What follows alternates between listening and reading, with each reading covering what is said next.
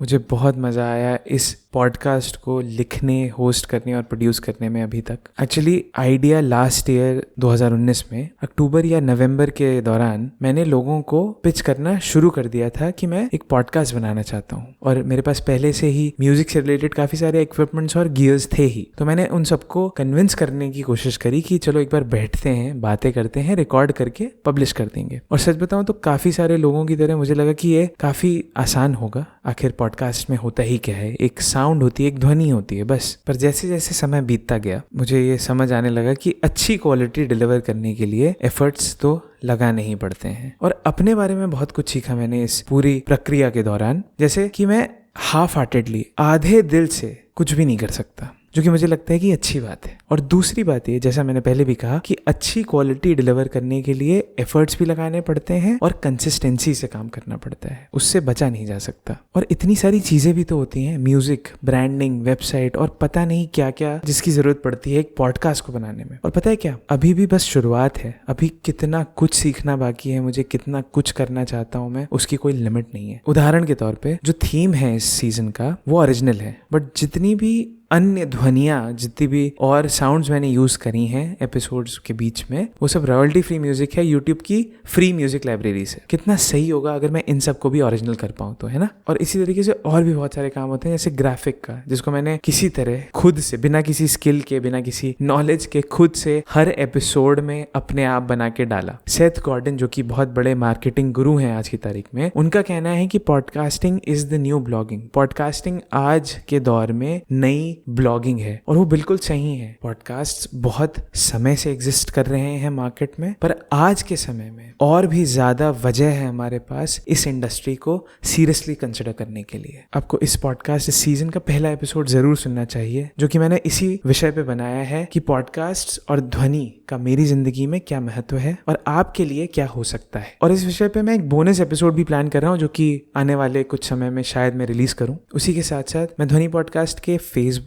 YouTube, Twitter, LinkedIn और Instagram के handles पे भी काम करने की कोशिश करूंगा इस सीजन को रैप अप करने के बाद, और अगले के प्रिपरेशन से पहले। अगला सीजन 2 फरवरी या मार्च के महीनों में आएगा। अभी तक इसका कंसेप्ट और थीम मैंने फाइनलाइज नहीं किया है, तो वो भी मुझे करना है। और अगर आप इनमें से कुछ भी मिस आउट नहीं करना चाहते हैं तो प्लीज लॉग ऑन करिए dhwani.co.in/podcast पे और सब्सक्राइब करिए मेलिंग लिस्ट को, जिससे कि सारे अपडेट्स आपको मिलते रहें। और अभी तक मैं आपसे कहते हुए आ रहा हूँ कि आप किसी भी ऐप पे जाके इस पॉडकास्ट को सुन सकते हैं। अगर आपके लिए वो ज़्यादा कंफ्यूजिंग है तो आपको कुछ नहीं करना है, बस वेबसाइट पे जाइए और किसी भी एपिसोड को सुनिए। सिंपल है, dhwani.co.in/podcast। अच्छा, तो अब इस एपिसोड में मैंने पिछले सारे एपिसोड्स का एक रीकैप बनाने की कोशिश करी है, छोटे छोटे स्निपेट्स डाल के, हिंदी एपिसोड्स का, क्योंकि इंग्लिश वाले एपिसोड्स का इंग्लिश वर्जन ऑलरेडी मैंने इससे पहले रिलीज कर दिया है, तो आप सुन सकते हैं। अगर आपने इनमें से कोई एपिसोड्स ना सुने हो या कोई भी ना सुना हो, तो शायद ये स्निपेट्स आपको कन्विंस कर देंगी पूरा एपिसोड सुनने के लिए। पूरे एपिसोड्स आपको हर पॉडकास्टिंग ऐप्स पे तो मिल ही जाएंगे,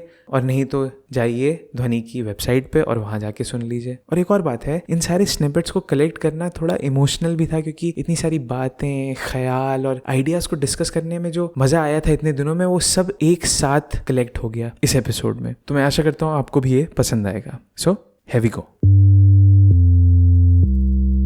कि पॉडकास्ट का मेरे जीवन में क्या महत्व है और ध्वनि कैसे एक बहुत ज़रूरी हिस्सा है हम सबकी ज़िंदगी का। तो मैं उस पीढ़ी का हूँ जिसमें रेडियो था मेरे घर पे। जहाँ तक बचपन में मेरी सोच जा पाती है, मुझे याद है स्कूल वाली हर सुबह को मैं FM रेडियो पे भजन सुनकर ही उठता था। और कहीं ना कहीं मुझे लगता है इस आदत ने मुझ में एक तो संगीत के लिए प्यार दे दिया, और दूसरा मुझे लोगों की बातों को सुनने के लिए एक दिलचस्पी जगा दी। आजकल लोग रेडियो कहाँ सुनते हैं? बस अपनी कार में। और मुझे रेडियो के लिए बड़ा बुरा लगता है ये सुनकर। देखिए, मुझे शायद आपको ये बताने की भी ज़रूरत नहीं है कि ध्वनि का, आवाज़ का हमारे जीवन से काफ़ी गहरा रिश्ता है, अलग अलग तरह से। कितना भी अवॉइड किया जाए, ऐसे हालात बन ही जाते हैं कभी ना कभी जब आपको शायद शर्मिंदा होना पड़े। तो संकोच से कैसे डील किया जाए, शर्म, डर, शाइनेस, इनहिबिशन से कैसे उभरा जाए, ये सीखा है मैंने उस एक्सपीरियंस से और म्यूजिक से। क्योंकि गलतियां बहुत होती हैं जब आप सीख रहे होते हैं कुछ भी, है ना। अगर ट्राई नहीं करेंगे तो बेहतर कैसे होंगे। कभी शर्मिंदा होना पड़ेगा, फीडबैक मिलेंगे, सलाह लेनी पड़ेगी लोगों की, बेसिकली सोशल होना पड़ेगा। इसकी तैयारी करवाता है संगीत। प्लस इनफैक्ट इरफान खान के साथ ये भी सीन था ना कि अभी शायद उसका टाइम आया था, लोग जो बोल रहे हैं वो सही था, कि अभी लोग रियलाइज करने लगे थे कि हाँ यार ये बहुत सही बंदा है।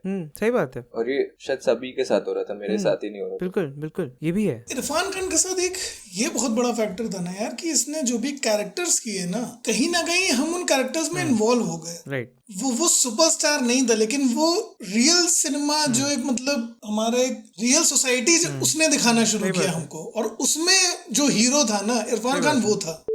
अगर आप भी YouTube पे वॉक्स नाम के एक चैनल के फैन हैं मेरी तरह, या आपने नेटफ्लिक्स पे एक्सप्लेन नाम की एक सीरीज देख रखी हो, तो आपको वॉक्स का ही ये पॉडकास्ट भी जरूर पसंद आएगा। जिनको वॉक्स का पता नहीं है, ये एक न्यूज एजेंसी है, समाचार संगठन, जिसको शुरू किया था एजरा क्लाइन ने, जो कि खुद एक पत्रकार हैं, इस सोच के साथ कि समाचार को क्रिएटिवली समझाया जा सके। और मुझे लगता है व्हाट्सएप फॉरवर्ड्स, झूठी खबरों और गलत सूचना के इस दौर में इसकी बहुत जरूरत है। इनके वीडियोज में संगीत, मोशन ग्राफिक्स और एनिमेशंस का इतना रचनात्मक प्रयोग किया जाता है कि न्यूज सुनना बहुत ही मजेदार हो जाता है। और यही खासियत इस पॉडकास्ट की भी है। शो के होस्ट हैं शॉन रामेश्वरम, उनको सुनने में काफी मजा आता है। मेरे पॉडकास्ट के विपरीत टुडे एक्सप्लेन की एक पूरी टीम है जो शोज के प्रोडक्शन पे काम करती है, और सोमवार से शुक्रवार तक रोज एक एपिसोड रिलीज किया जाता है, जो कि काबिले तारीफ है। और संचलन, प्रवास, मूवमेंट उन सारी कामनाओं को एक चुनौती दे देता है शायद। जब कोई एक जगह से दूसरी जगह ट्रैवल, मूव या माइग्रेट करता है, तो वो एक जुए की तरह होता है, जिसके लिए अलग अलग तरह की कीमतें चुकानी पड़ सकती हैं। मोस्ट प्रोबेबली कुछ बड़ा पाने के लिए प्यार, दोस्ती, परिवार, कंफर्ट, बहुत कुछ गिव अप करना पड़ता है। और एक बार आप निकल गए तो या तो आप परिस्थितियों को अपनाने का प्रयास करेंगे, और या तो अस्वीकार करते हुए कोशिश करेंगे उन्हीं हालातों के साथ जीने का। हमारे टाइम पे मुझे याद है कि the coolest thing you could do was कि किसी ने स्कूटी ले ली। तो मुझे याद है मेरे क्लास में भी कि स्कूटी पेप और प्लेजर, मुझे याद है मेरी पहली स्कूटर भी तभी आई थी। पेप। तो पेप और प्लेजर, वो why should boys have all the fun वाला एक ऐड आता था वो था, तो वो कूलेस्ट था। एक्चुअली मुझे ये बोलना चाहिए था शायद पहले। नहीं, हमारे यहाँ मैंने बताया ना कि मतलब कि तुमको अपनी स्वतंत्रता बहुत प्यारी है, तुमको कैसा लग रहा है, मतलब हमको ऐसे फील करा शब्दों के बाढ़ की, मतलब मुझे याद है मेरा 12th का रिजल्ट आया था, मार्क्स कुछ खास अच्छे नहीं आए थे, मतलब बहुत डिसअपॉइंटिंग था। मुझे अभी भी दुख होता है उस बात का। इसलिए दुख होता है क्योंकि उस दिन दुख फील कराया गया था कि पापा ने पूछा कैसा लग रहा है, तो उनका सही नहीं लग रहा है और क्या। और मुझे याद है, मुझे मतलब विविड याद है कि मैं अंदर बैठी हूँ और टेबल पे दैनिक जागरण अखबार फैला हुआ है, और हम लोग बैठे हैं और सोच रहे हैं कि कैसा लग रहा है सही नहीं लग रहा तो वो देन सही नहीं लग रहा तो यही करना है लाइफ में, क्या करना है फिर आगे। हमने कहा जा रहे आईआईटी की प्रिपरेशन ये मार से भी ज्यादा खतरनाक होता।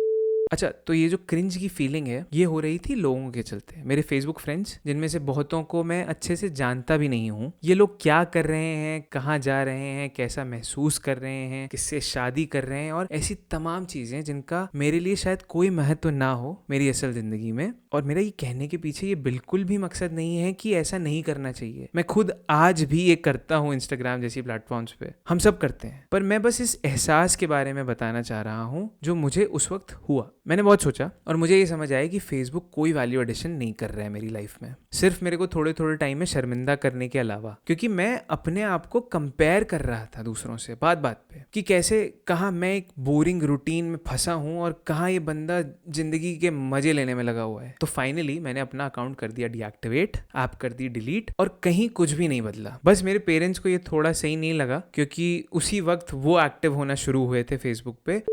डाइट और एक्सरसाइज दो ऐसे एस्पेक्ट्स हैं लाइफ के जो कि शायद काफ़ी निगलेक्टेड होते हैं बहुत सारे लोगों के लिए। हम सब अपने करियर्स को, एस्पिरेशंस को, ख्वाहिशों को पाने के लिए एक ऐसी दौड़ का हिस्सा बन चुके हैं आज कि सच में दौड़ने के लिए और अपनी सेहत पे ध्यान देने के लिए वक्त ही नहीं है हमारे पास। कई लोगों की तरह मैंने भी बहुत सारी चीजें ट्राई करी हैं, डाइट्स फॉलो करने की कोशिश करी, लोगों की बातें सुनी, और सब अपने अपने तरीके से सही भी होंगे, आई एम श्योर। और इसीलिए ना तो मैं किसी को भी नकार सकता हूँ, और क्योंकि ना ही मैं कोई हेल्थ एक्सपर्ट हूँ तो उस पर अपनी टिप्पणी भी नहीं दूंगा। पर कुछ ऐसी बड़ी इंटरेस्टिंग बातें हैं जो मैंने अपने अंदर ऑब्जर्व करी हैं पिछले कुछ सालों में, वो बातें आपको बताना चाहता हूँ।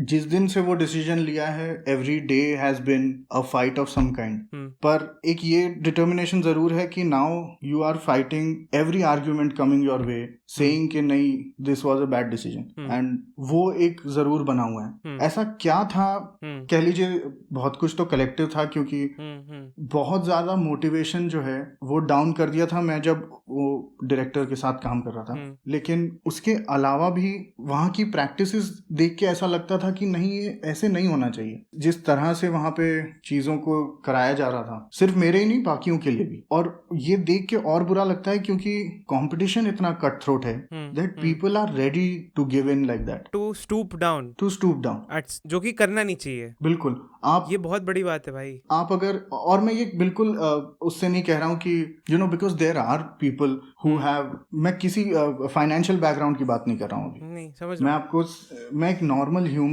पॉइंट ऑफ व्यू से बता रहा हूँ कि आप अगर एचआर मिनिस्ट्री के नॉर्म्स और वेजेस और 10 चीजें उठा के देख लें कि आम आदमी को हिंदुस्तान में काम कर रहा है तो कितने पैसे मिलने चाहिए। अच्छा, फिर कुछ लोग ये भी कहते हैं कि कुत्ते बिल्लियों को सिर्फ खाने से मतलब होता है, जो भी खाना खिला दे वो उसके वफादार हो जाते हैं। तो इसमें गलत क्या है? हम इंसान तो इससे भी कहीं ज्यादा गए गुजरे हैं। हमारी भूख तो खाने के अलावा कई और चीजों की होती है, और वफादारी तो आज के समाज और समय में बहुत ही नायाब सी चीज बन के रह गई है। कुत्ते तो बेचारे बहुत सीधे साधे जीव हैं उस तरीके से, तो सिंप्लिसिटी सीखने को भी मिलती है हमें उनसे। कुत्तों जैसा अनकंडीशनल लव शायद ही और कोई कर सकता हो इस दुनिया में। मुझे सच में ऐसा लगता है कि कुत्ते इंसानियत के लिए एक वरदान की तरह हैं। अब चूंकि जानवरों के सेंसेस हम इंसानों से अलग होते हैं, तो बहुत सारी ऐसी ऊर्जाओं को समझ सकते हैं जो शायद हम इंसान नहीं समझ सकते। अब जब वो साउंड फ्रीक्वेंसी सुन सकते हैं जो हम नहीं सुन सकते, तो ऐसा हो सकता है ना कि वो ऐसी फ्रीक्वेंसीज और इमोशंस और भावों को समझ पाएं जो हम ना समझ पाते हो, है ना? क्योंकि मैंने अक्सर ऐसा देखा है कि कुत्ते उन लोगों पे ज़रूर भौंकते हैं जिनको कुत्ते पसंद नहीं हो। इसका क्या एक्सप्लेनेशन है? पर्सनली मेरा ऐसा मानना है कि अगर मेरे कुत्ते को कोई नहीं पसंद है तो शायद मुझे भी उस इंसान के बारे में डाउट्स होना शुरू हो जाएं।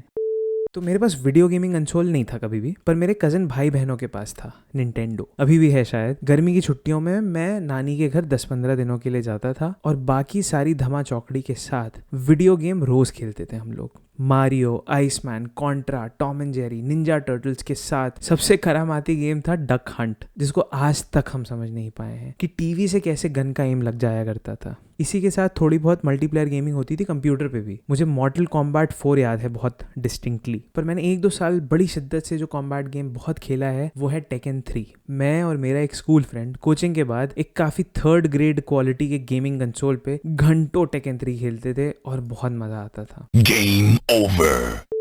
पर यही है कि कारोबारों के लिए और व्यक्तिगत स्तर पे भी, इंडिविजुअल लेवल पे भी सस्टेनेबिलिटी की बातें बड़ी कूल लगती हैं सबको, और ये सब ठीक है अपनी जगह। पर अजीब बात यह है कि इतनी सारी बातों के बाद भी उनका प्रभाव कितना हुआ है ये पता नहीं चल पाता। हम फॉसिल फ्यूल्स और नॉन रिन्यूएबल रिसोर्सेज पे कम होने के बजाय और भी ज्यादा निर्भर होते जा रहे हैं आज की तारीख में। हम सबको पता है कि प्लास्टिक्स हमारे वातावरण और हमारी सेहत के लिए कितनी खराब और हानिकारक होती हैं, पर हमारी डिपेंडेंसी, हमारी निर्भरता ने हमें फंसा के रखा हुआ है। और ये भी है कि प्लास्टिक्स के विकल्प अक्सर या तो महंगे होते हैं या नाजुक होते हैं, लंबे चलते नहीं। तो फिर हम क्या कर सकते हैं, ये हमेशा सोचता हूँ मैं। अगर आप विश्वास करते हैं कि आप ये डिजर्व करते हैं और आप इसके लिए मेहनत करने के लिए तैयार हैं, तो पहला तो खैर हमारी प्रेयर यही है कि बुद्धाहुड ही अटेन करें। तो जब वो मिल सकता है तो ये बाकी सारी चीजें तो बहुत छोटी, मतलब मैं अपनी तर्जनी पे रख सकती हूँ वाली बात है, इतनी छोटी हैं ये बाकी सारी चीजें। तो सारा सार ये है कि कोई एक लाइफ में एंकर या एक प्रैक्टिस या कोई एक चीज जिसके लिए आप डेडिकेटेड हैं, और अपने लिए डेडिकेटेड होने से ज्यादा तो मुझे लगता है कोई बड़ी चीज है नहीं, क्योंकि हमारा सबसे पहला रिश्ता तो हमसे हमारे खुद से ही है, अपने आप से ही है। सही बात है। इस शरीर, इस दिमाग से, इस जबान से। तो मुझे लगता है कि और कुछ चाहे हम समाज में जाए ना, झंडे ना गाड़े या मोर्चे ना निकालें और चीजें करें, अगर हम अपने आप को और अपनी लाइफ को ही पॉलिश कर लें तो मुझे लगता है और हर इंसान ये कर पाए तो जिस भी लेवल पे, छोटा बड़ा जैसे भी, तो मुझे लगता है कि एक रेवोल्यूशन जरूर मतलब आ सकता है। आप उसे स्पिरिचुअल कहें या आप उसे सामाजिक कहें या आप उसे आध्यात्मिक कहें या आप उसे धार्मिक भी कह सकते हैं। मुझे लगता है कि जो आपकी अपने लिए जो जिम्मेदारी है वो बहुत जरूरी है। तो ये एक चीज है कि आप कुछ भी और प्रैक्टिस कर सकते हैं जो भी आप चाहते हैं, और मैं बुद्धिज्म प्रैक्टिस करती हूँ। कितना मज़ेदार था ना इन सारी आवाज़ों और थॉट्स और आइडियाज़ को सुनना। मेरे को तो बहुत मज़ा आया फिर से इन सारी चीज़ों को रिविजिट करके, और अब तो मैं और भी ज़्यादा उत्साहित हूँ अगले सीज़न पे काम करने के लिए। और अगर आपको इस मीडियम में, पॉडकास्टिंग में इंटरेस्ट है, या आप ग्राफिक डिज़ाइनर हैं, म्यूजिशियन हैं, राइटर हैं, या कुछ भी जो आप करना चाहते हैं, एक प्रोजेक्ट लेना चाहते हैं, तो आप मुझसे जुड़ सकते हैं। ये बहुत ही अच्छी अपॉर्चुनिटी है कुछ नया, कुछ अलग सा करने के लिए, लोगों तक अपनी ध्वनि पहुँचाने के लिए। प्लीज़ मुझे लिखिए, ईमेल है info@dhwani.co.in। आप मेरे से चैट कर सकते हैं वेबसाइट पे, वेबसाइट है dhwani.co.in/podcast। जैसा मैंने पहले बताया कई बार, सारी डिटेल्स आपको शो डिस्क्रिप्शन में मिल ही जाएंगी। और अब मैं शुक्रिया अदा करना चाहता हूँ उन सब लोगों का जिन्होंने अपना कीमती समय निकाल के मुझसे बात करी, मुझे अपना धैर्य दिया और इस पूरे सीजन को सक्सेसफुल बनाया। आप सभी का बहुत बहुत धन्यवाद। मैं थैंक यू कहना चाहता हूँ यकोबो को, जो कि मेरे कलीग थे मास्त्रिक्ट में। उन्होंने इस सीजन का थीम म्यूजिक बनाया है। यकोबो ही है जिनका नाम है cutie pie honey bunch. Thank you man. Saumya Garg ने ध्वनि का लोगो डिजाइन किया है। ये काम पिछले 2 साल से पेंडिंग था। सौम्या ने मेरी बहुत मदद करी है इस पॉडकास्ट को एक दिशा देने में और ध्वनि को एक मीनिंग देने में। और मुझे ध्वनि का लोगो बहुत ज्यादा पसंद है। ये लोगो एक रीजन है कि मैं अभी तक इतना कमिटेड और कंसिस्टेंट रहा हूँ इस आइडिया के साथ। Thank you Saumya. और ऐसे कई लोग हैं जिन्होंने मुझे कंसिस्टेंटली सपोर्ट किया, मुझे प्रोत्साहित किया ये काम करते रहने के लिए। उन सबके नाम मैं बताना चाहता हूँ, बट वो बहुत सारे नाम हैं, तो सबको एक ब्लैंकेट थैंक यू, बहुत बहुत शुक्रिया आप सबका, आपके प्यार और सपोर्ट के लिए। Thank you everybody. इस एपिसोड और इस पूरे सीजन को लिखा, होस्ट और प्रोड्यूस किया है मैंने। मेरा नाम है पार्थ चौहान। मैं ध्वनि की वेबसाइट भी मैनेज करता हूँ। और पॉडकास्ट से पहले मैं और मेरे आइडिया पार्टनर अभिमन्यु, हम ओपन माइक्स कंडक्ट करते थे बैंगलोर में। और अगर आप ध्वनि पॉडकास्ट के हैंडल्स चेक करें फेसबुक, इंस्टाग्राम, ट्विटर पे, तो आपको काफी सारा कंटेंट मिलेगा उन ओपन माइक से रिलेटेड, जो कि बहुत ही इंटरेस्टिंग कंटेंट है। मैं इन्हीं ओपन माइक्स के वीडियोस एडिट करके यूट्यूब पे भी डालता था, तो वहां भी बहुत सारे लोगों का टैलेंट आपका अटेंशन मांग रहा है। प्लीज सब्सक्राइब करिए इन सारे हैंडल्स को। अच्छी बात यह है कि जितने भी इंटरव्यूज और जितने भी डिस्कशंस मेरे हुए और लोगों के साथ इस सीजन में, उनके भी वीडियोस मेरे पास हैं, जिनको मैं धीरे धीरे करके यूट्यूब पे एडिट करके डालूंगा। अभी तक नहीं डाल पाया क्योंकि एक जान 100 काम वाली बात है। बस यही सब कहना था आपसे इस एपिसोड, इस सीजन में। मैं आशा करता हूँ कि अभी तक का प्रोसेस आपको पसंद आया और आप मुझे सपोर्ट करते रहेंगे अगले साल भी। अगर आपको अभी तक का काम अच्छा लगा हो तो आप मेरे लिए चाय या कॉफ़ी के कुछ कप्स खरीद सकते हैं, उसका लिंक डिस्क्रिप्शन में आपको मिल जाएगा। नए साल की बहुत सारी शुभकामनाएं। मिलते हैं आपसे 2021 में। तब तक के लिए अलविदा, शुक्रिया, जय हिंद।